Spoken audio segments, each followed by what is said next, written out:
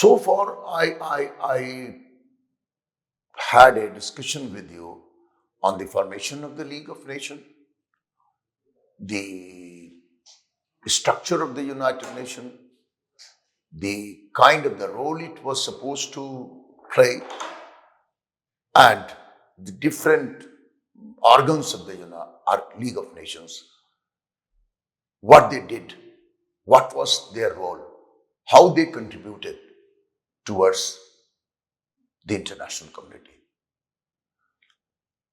Now, we will talk about the achievements and failures of the League of Nations. First, we take up why the League of Nations failed. I would especially mention some causes, some reasons. This does not mean that all the causes, all the reasons we are going to talk about here. There could be many more reasons than what we are going to mention here. We know that the League of Nations was founded after the First World War to prevent future conflicts. In this matter, this purpose of League of Nations, it was not achieved satisfactorily, though it helped resolve many of the political disputes. But because of some of the disputes where its role in addressing them was not of the role expected by it, and that actually became one of the reasons for failure of the League of Nations. League lacked representation from major powers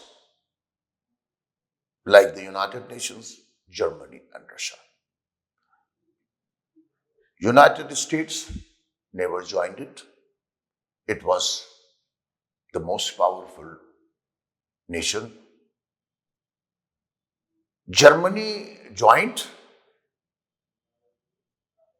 it left. Russia joined. Japan joined. Japan left.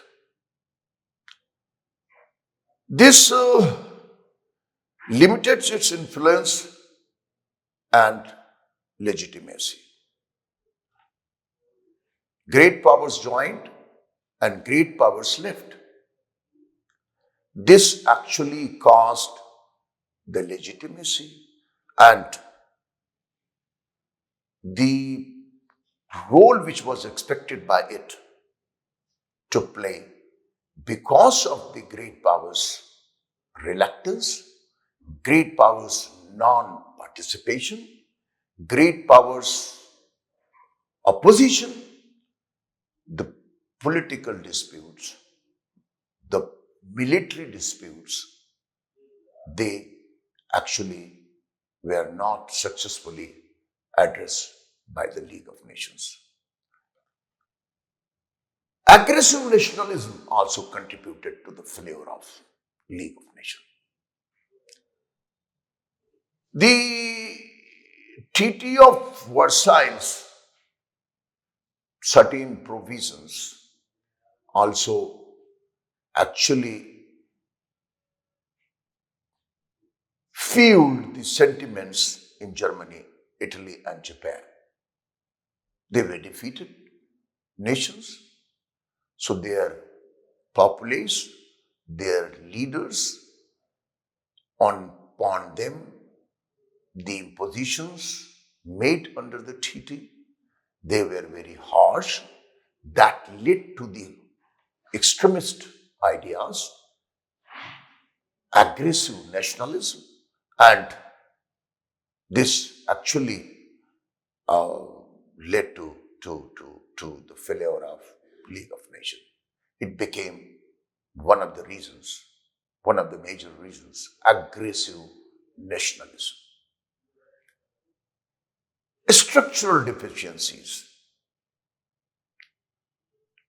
Structural deficiencies. Deficiencies were there, and one very specific deficiency I would mention here was the procedure of decision making. The procedure of decision making was unanimous. So, because of this unanimity character of the decision making, if any member was not in support of the decision, League was not in a position to decide. So this created a problem, a structural problem, which actually hindered the procedure of decision. And of course, that caused the flavor of the League of Nations. Other than this, this is the absence of the own force of the own force of the League of Nations. League of Nations had its military. It had, under the covenant, authority to use force. But that force was to be supplied by the member states because it had its own armed forces. This actually also became one of the reasons for the failure of the League of Nations. Collective security system, which was adopted by the League of Nations, it was not successfully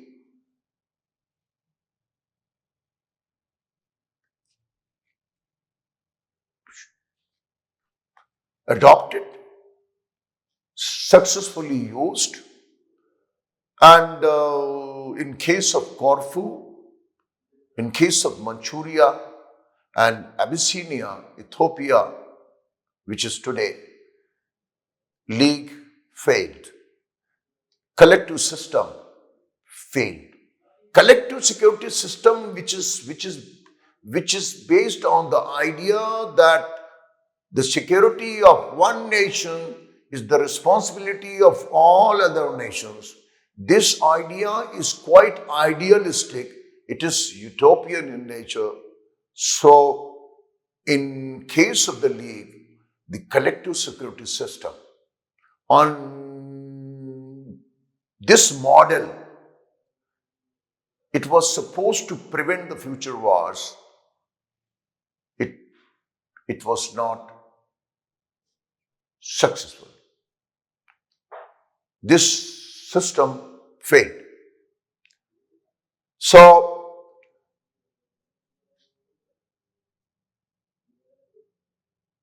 League, because of these failed, and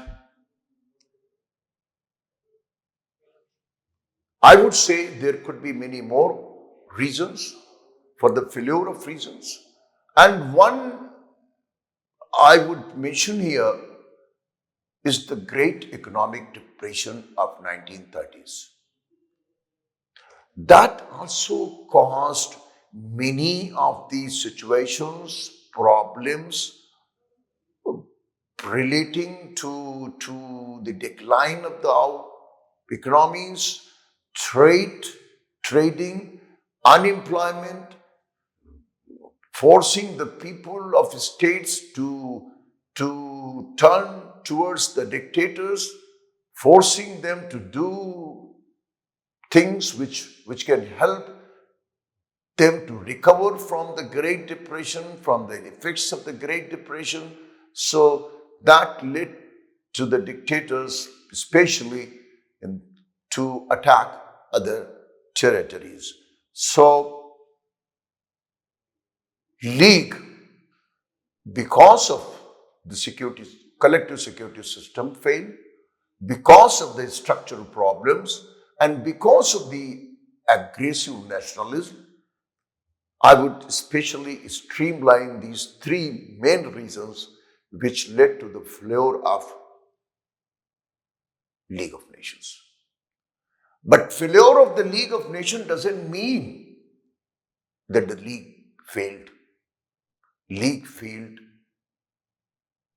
in conflict resolution.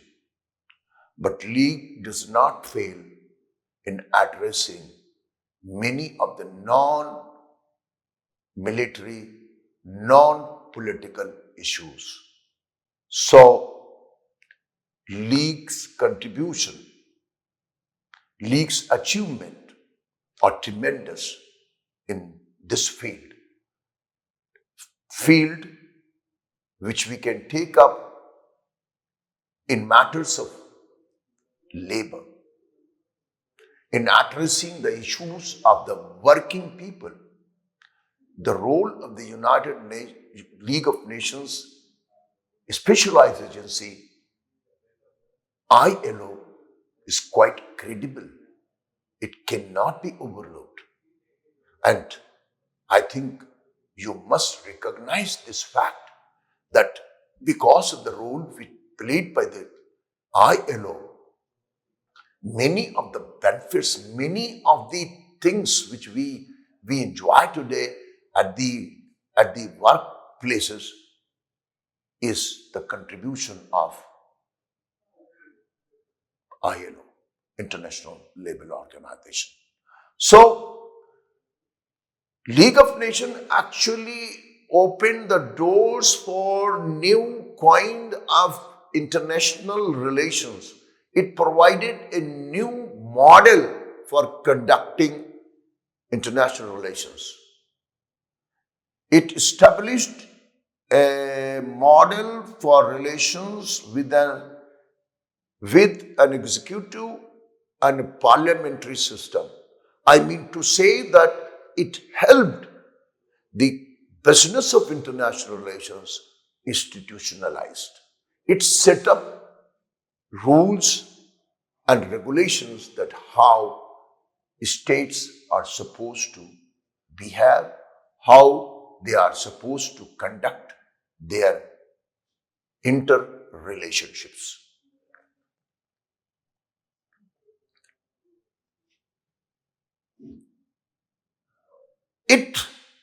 Despite the system failed, the system of collective security failed, it set in motion this very idea that collective security is a model. That is the model through which peace can be established. International peace and security is only through this system which we know as collective security system, collective security model. Through this system, maintenance of peace is possible. There is no other system through which peace is achievable. The idea was not new to the League of Nations, but it was effectively incorporated in the structures of the League of Nations. It was incorporated and the council was made the powerful by the constituting treaty, the Treaty of Versailles, that it can address the issue of peace. Of course, there are reasons for the failure of the collective security system. But the collective security system as an idea, which was put across throughout the functioning of the League of Nations, that actually in international relations was agreed, accepted by the states that through this system, peace is possible. And this idea of collective security, it was incorporated by the United Nations. And United Nations,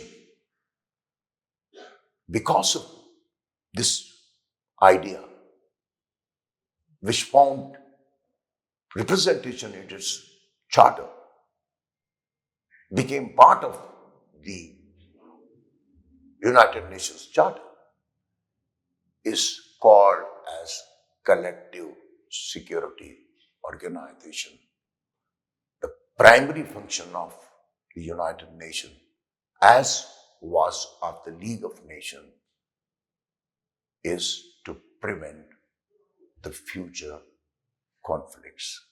So, my dear students, today in this class, I briefly mentioned what were the factors which led to the creation of this first international organization, what was its structure, what was the role which it was supposed to carry out in international system, in international relations for the members which joined the League of Nations, and what contribution it made towards us, towards the international community, towards the society of the state. Why, for what reasons it failed. This discussion with you, I am sure, will help you to understand the growth of organizations and how this League of Nations has helped the formation of the United Nations. The weaknesses of the League of Nations, they were addressed when the United Nations was formed. So, I hope that with this discussion, you would be in a position to formulate your own ideas with regards to the failure of the League of Nations, and especially, generally, we are briefed, we are told that the League failed. League failed, and Second World War happened, or many other wars, it was not able to prevent them. But despite the failure, the role it played in other matters, it cannot be neglected, cannot be overlooked. It has to be recognized. It had to be recognized.